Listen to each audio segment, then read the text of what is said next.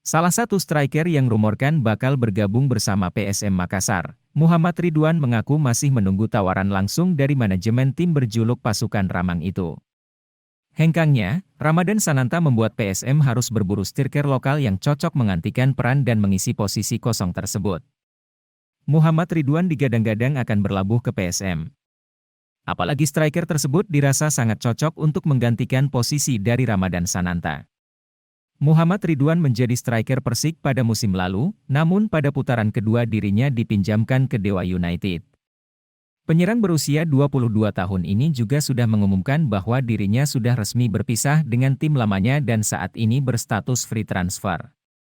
Ketika dihubungi langsung, Muhammad Ridwan mengaku punya ketertarikan untuk bergabung bersama PSM Makassar. Muhammad Ridwan saat dihubungi Fajar Co. ID, Selasa, 6 Juni 2023, mengaku sebelumnya sudah ada pembicaraan dari agen terkait ketertarikan PSM kepada striker muda ini. Ridwan pun mengaku sampai saat ini masih menunggu tawaran resmi dari manajemen PSM Makassar kepada dirinya.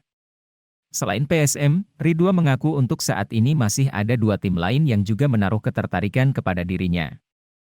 Hanya saja, ia masih enggan membeberkan kedua tim tersebut.